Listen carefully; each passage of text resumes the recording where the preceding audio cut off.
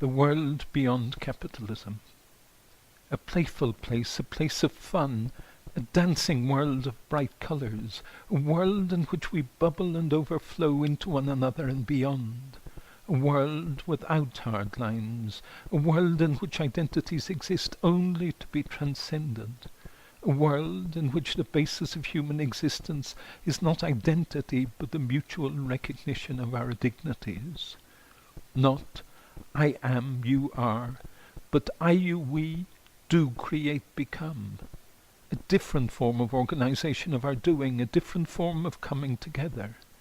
The mutual recognition of humans and also, in a different way, the mutual recognition of human and non-human forms of life.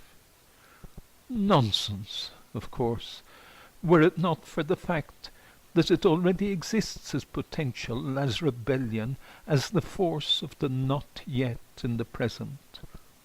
To find the world that could exist after capitalism, we must look to the anti-worlds already being created in countless struggles against capitalism, countless cracks in the texture of capitalist domination.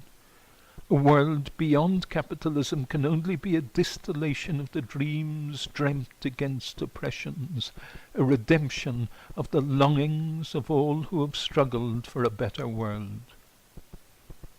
Look, then, to the experimental anti-worlds being created in the struggles against capitalism, to the assemblies that characterize the Occupy movement and its rejection of representative democracy, to the protests against guns and violence and war, to the movements not just against male domination but for the overcoming of all classification of people by sex and sexuality, to the millions who fight against the destruction of the earth by developing a different conviviality with non-human forms of life, to the constant push for living in a time liberated from the clock, in a space freed from the measuring rod, to the constant drive, inseparable from our humanity, to determine our own doing.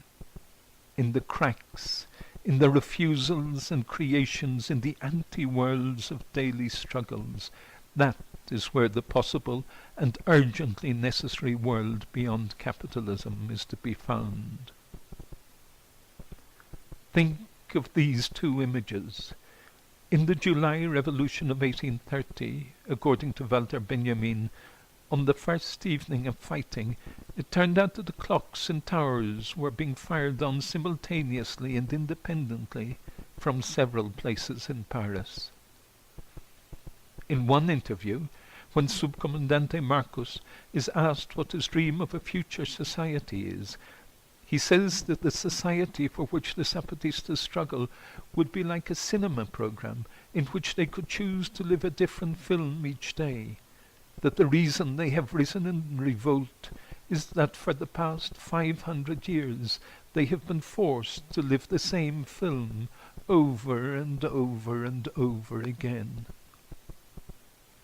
Indeed, at the height of the struggles in Athens in December 2008, the people tore down the walls of a car park and turned it into a communal garden in the middle of the city, Navarino Park, a place for enjoyment, for children to play, a place for growing vegetables, holding meetings, playing music. That is communism.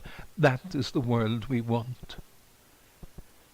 In a neighborhood assembly, during the uprising in Argentina 10 years ago, an elderly lady spoke up and said that she had lost her dog.